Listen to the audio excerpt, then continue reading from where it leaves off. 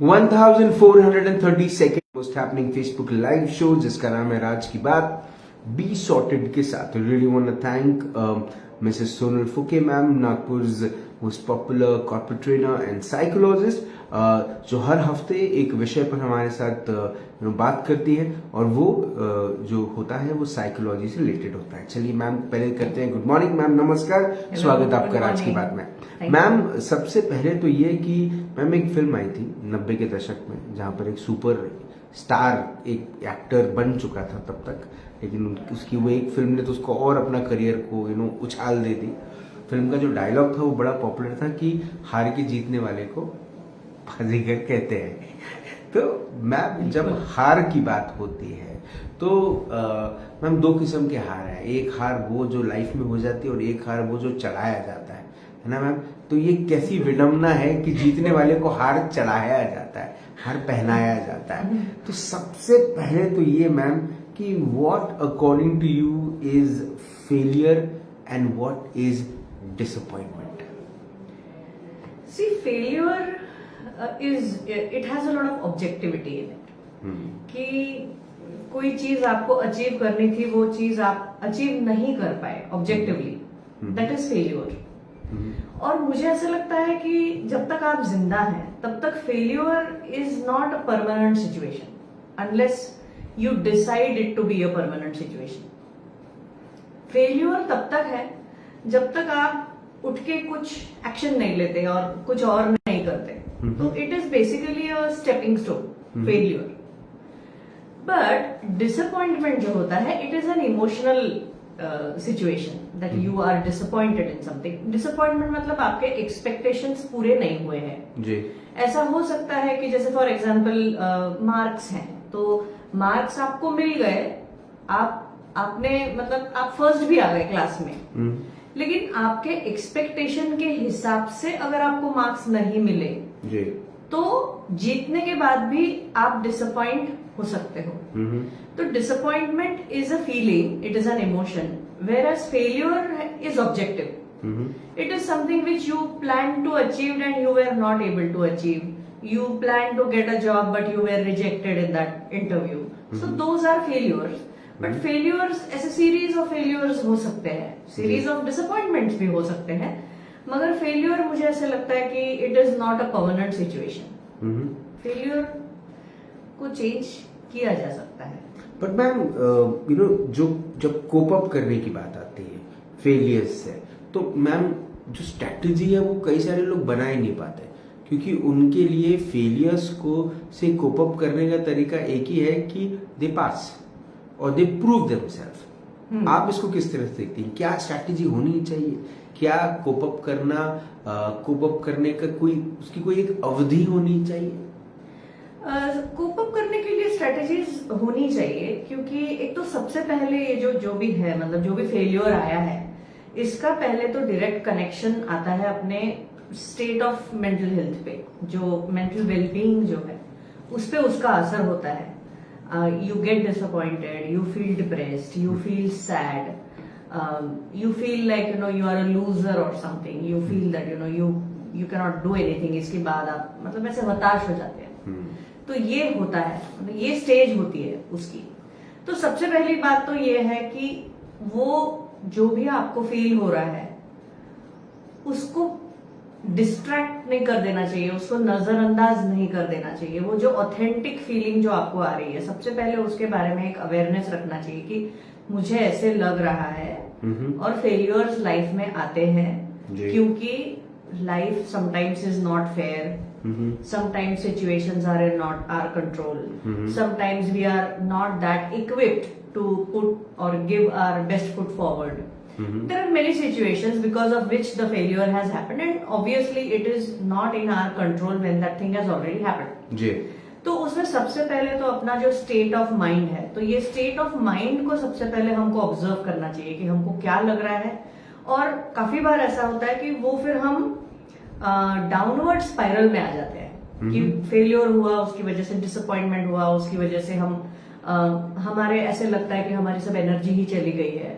और हम कुछ नहीं कर पा रहे हैं, and then we start actually avoiding the opportunities that might actually come in our way, क्योंकि हम अपने फेलियर में ही इतने बिजी हो गए हैं जी कि हम चाहते नहीं है कि दूसरों को मिले, हम चाहते नहीं है कि अपॉर्चुनिटीज क्रिएट करें, क्योंकि हमारे अंदर हमको लगता है कि हम वो टॉलरेट ही नहीं कर पा रहे हैं जी इतना डिजेक्टेड हो जाते हैं। तो हमारे ऐसे सामने से अपॉर्चुनिटीज आके चली भी जाती हैं तो हम वो नोटिस नहीं करते, and that is the biggest disadvantage of staying in that state of disappointment when you face a failure. तो वो रेजिलियंस बिल्डिंग एक मुझे लगता है कि बहुत इंपॉर्टेंट है। दो चीजें हैं, एक तो रेजिलियंस बिल्डिंग। रेजिलियंस मतलब क्या कि मैं ये फेलियर बर्दाश्त कर सकती हूँ,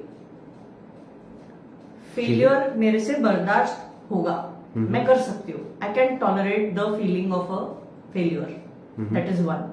and second is having a growth mindset. एक बहुत अच्छा एग्जाम्पल है इसके लिए कि जिसको हम, जैसे लकीरें होती है ना जी, तो जो लकीर पत्थर पे लकीर होती है वो लकीर को मिटाया नहीं जा सकता, वो पक्की हो जाती है जी, तो उसको रिजिड बोलते हैं, रिजिडिटी ऑफ थॉट बोलते हैं उसको, रिजिड थिंकिंग, रिजिड माइंडसेट। फिर आप अगर एक ऐसा, जैसे फॉर एग्जाम्पल क्ले होता है या मिट्टी होती है, मिट्टी पे अगर आप लकीर ड्रॉ करते हो तो उसमें भी मतलब अच्छा खासा वो आपको दिखता है, वो डेंट दिखता है वो लकीर का, मगर वो उतना हार्ड नहीं होता है पत्थर की लकीर जैसा। उसको थोड़ा सा मेहनत लेके उसको मिटाया जा सकता है जी।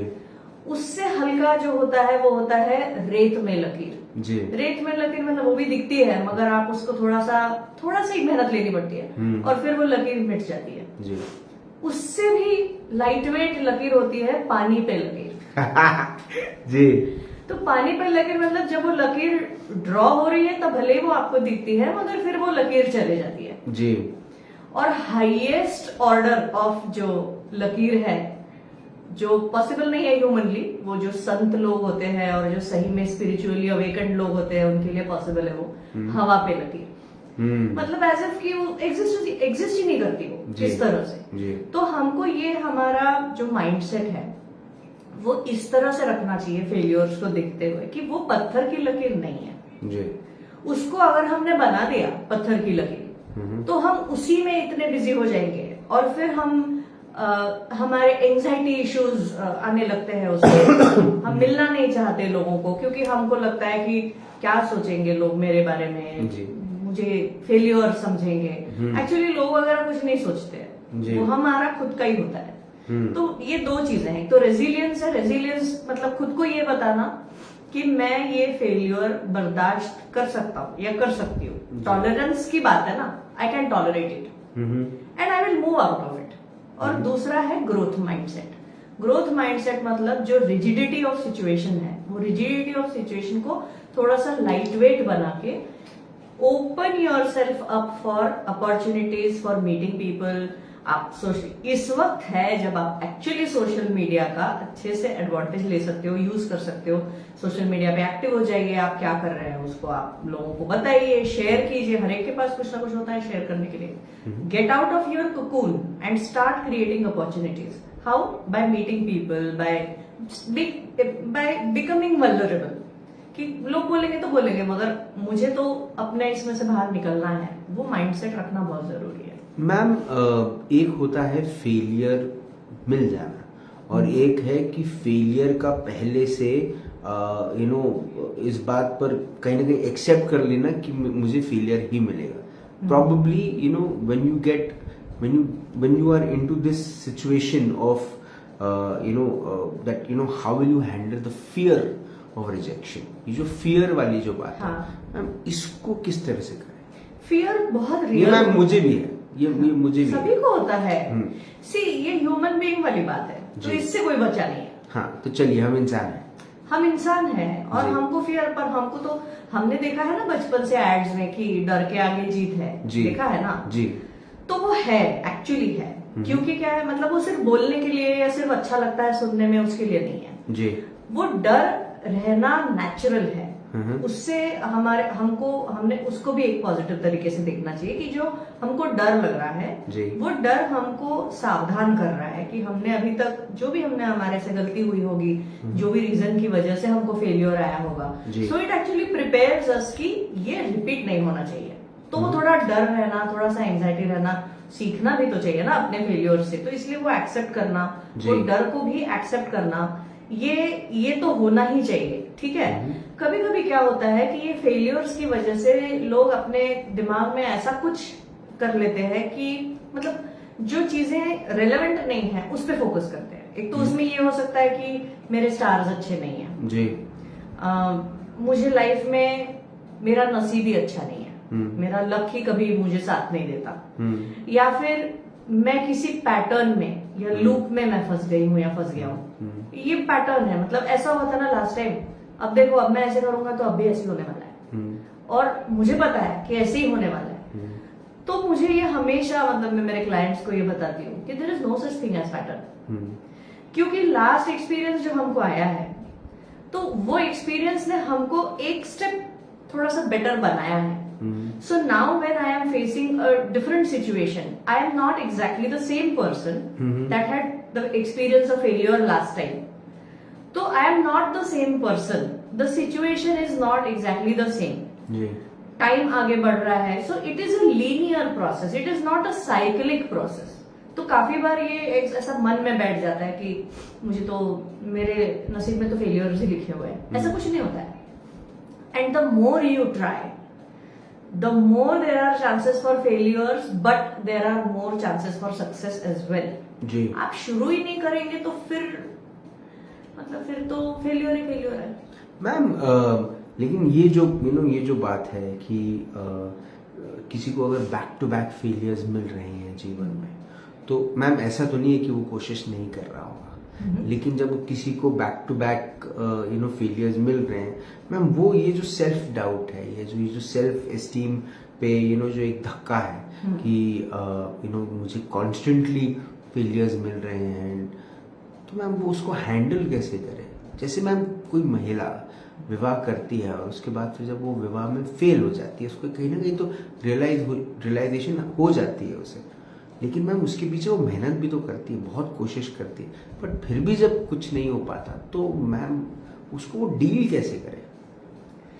सी you always have to look forward.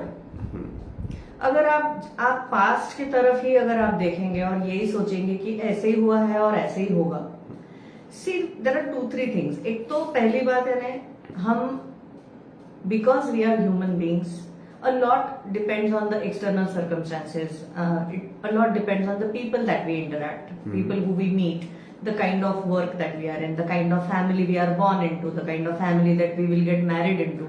ऐसी अलग अलग situations होती हैं, तो ये हर situation को मनूवर करके, navigate करके अपना रास्ता तो हमको निकालना ही निकालना है जी। उसमें रास्ते में फेलियर्स आएंगे, हमारी ना ये कभी कभी एक्सपेक्टेशन हो जाती है कि ऐसा होना नहीं चाहिए था, या फिर ऐसा क्यों हुआ और ऐसा मेरे साथ ही क्यों हुआ। तो because we are human beings, कुछ भी हो सकता है। अगर वो एक्सेप्टेंस और अगर ओपननेस रहा, ऐसा बोलते हैं ना कि even God can not create 2 mountains without a valley. Absolutely. मतलब सिचुएशंस अलग अलग आएंगे ही आएंगे, कभी बहुत डिफिकल्ट सिचुएशंस रहेंगे, कभी इजी टू मनूवर रहेंगे, हर तरह की सिचुएशंस आएंगे। मगर वो फेलियर को हम अगर रिजिडिटी के साथ देखते हैं कि मतलब this has had a lot of big impact on my life, तो हमारे लिए मूव ऑन होना वो बहुत मुश्किल हो जाता है। और एक और मुझे बहुत अच्छा, शायद मैंने अपने कोई इंटरव्यू में ये बताया भी होगा कि जो हमारे लाइफ के जो प्रॉब्लम्स होते हैं उसमें फेलियर्स भी हो सकते हैं। लेट्स टॉक अबाउट फेलियर्स की बात कर रहे हैं तो मतलब से फॉर एग्जाम्पल एक ग्लास भर के पानी है और हमारे जो भी फेलियर्स अब तक आया है, समझो कि हमारा एक सीरीज ऑफ फेलियर्स भी चल रहा है जी। So consider those as one pebble, एक छोटा सा पत्थर एक फेलियर के लिए, और एक आया फेलियर, वो पत्थर डाल दिया पानी में, दूसरा फेलियर आया उसको डाल दिया पानी में, तीसरा फेलियर आया उसको डाल दिया पानी में। अब आपके वो पानी के ग्लास में 5-6 पेबल्स हैं जो आपके बड़े, कुछ बड़े हैं कुछ छोटे हैं, मगर वो है जी। वो पेबल्स पानी के ग्लास में होते हुए भी वो पानी आप किसी चीज के लिए यूज कर सकते हो। आप हैंड वॉशिंग के लिए यूज कर सकते हो, आप पौधे को पानी डालने के लिए यूज कर सकते हो, आप कुछ गीला करने के लिए वो यूज कर सकते हो, लेकिन वो पानी आप यूज कर सकते हो। लेकिन आपने अगर अपना फेल्योर एक काले इंक के ड्रॉप के तरह अगर आपने लिया, तो आपने तो पानी गंदा कर दिया। तो मतलब अगर आपका वो ग्लास ऑफ वाटर अगर आपका लाइफ है, तो फेलियर्स को कैसे देखना चाहिए? वो पेबल्स के जैसे देखना चाहिए कि वो है आपके लाइफ में, but still your life is not failure, your life is still there. But if you treat failures as a drop of ink, तो वो पानी एब्सोल्युटली अनयूजेबल हो जाएगा। And it's not fair at all कि जो भी failures आते हैं उससे आपका पूरा का पूरा लाइफ ही स्पॉइल हो जाए। That's not fair. और ये दूसरा कोई नहीं करता है, ये हमारा डिसीजन है कि हमको उसको पेबल बना के डालना है या हमको उसको इंक बना के डालना है। ये डिसीजन हमारे हाथ में है। That is the best part about it. Ma'am मैं ना ये पूरे इंटरव्यू को यहीं रोकना चाहता हूँ, बिकॉज मैम ये जो थॉट है ना, ये इतना खूबसूरत थॉट है कि आपके हाथ में एक्चुअली में सब कुछ है। एक्चुअली कि मैम हुआ ये था कि राज्यसभा में आखिरी दिन था जावेद अख्तर साहब का, तो उस दिन ना उन्होंने एक स्पीच दी थी। वो स्पीच अभी भी यूट्यूब पे है। मैं तो बहुत बड़ी फैन हूँ जावेद अख्तर। हाँ, तो मैम उस स्पीच में उन्होंने कहा था कि वक्त तो रुक नहीं है रहा है, वक्त का तो पहिया वो जो चल ही रहा है ना। जो और अब हमारे पास जहां हम खड़े हैं वहां पर हमारे पास दो चॉइसेस है, या हम रुक जाएं और पुराने वक्त के साथ ठहर जाएं, या फिर हम आगे चलें और एक नई उमंग, एक नई तरंग के साथ एक नई उम्मीद लेकर चले कि जो आने वाला वक्त है वो बड़ा खूबसूरत होगा। जो चॉइस है वो हमारे हाथ में है। और मैम आपने जो बात कही वो बिल्कुल बहुत सरल है और बहुत परफेक्ट है कि आपके पास एक गिलास पानी है जिसकी जो आपकी जिंदगी है, उसके अंदर में फेलियर्स आप एक स्याही, एक इंक के रूप में डालते हैं जिससे आप पूरा पानी, अपनी पूरी जिंदगी खराब करते हैं, या फिर आप पत्थर जैसे डालते हैं जो आपके जीवन में रहेंगे हमेशा, लेकिन कम से कम आप पानी का सही इस्तेमाल कर सकते हैं। उससे क्या होता है कि उससे हम वो जो प्रॉब्लम्स हैं हम डिनाई नहीं करते, वो प्रॉब्लम्स को, वो फेलियर्स को हम डिनाई नहीं कर रहे हैं। हम ये एक्सेप्ट कर रहे हैं कि ये हमारे लाइफ के फेलियर्स हैं, they are a part of our life. ये acceptance is very important. It is very important for the overall mental health. And once you take cognizance कि ये है मेरे लाइफ में, but then my life doesn't stop here, it has to move on. Super, ये this thought is amazing. Ma'am आपने अपना वक्त दिया, आपने हमसे बात करी, उसके लिए बहुत बहुत धन्यवाद। Thank you so much. Thank you very much. Super. Sonal Phuke ma'am से बात हुई, मुलाकात हुई in this exclusive episode of be sorted. एक बड़ी अच्छी बात जो मैम ने कही वो मुझे वाकई में बड़ी अच्छी लगी। आई एम श्योर आपको भी बड़ी पसंद आएगी और आप इस एपिसोड को ज्यादा से ज्यादा लोगों तक शेयर करेंगे, क्योंकि ऐसा नहीं है कि फेलियर किसी को आज तक नहीं मिला है, वो अंबानी हो, अडानी हो या वो देश के प्रधानमंत्री श्री नरेंद्र मोदी हो। मुझे ऐसा लगता है कि ऐसा दुनिया में कोई इंसान बचा नहीं होगा जो इस बात को बड़ा खुलकर कहे कि मैं जीवन में कभी फेल नहीं हुआ, क्योंकि जो कभी फेल नहीं होते वो कभी पास भी नहीं होते। जिंदा रहे। जय हिंद।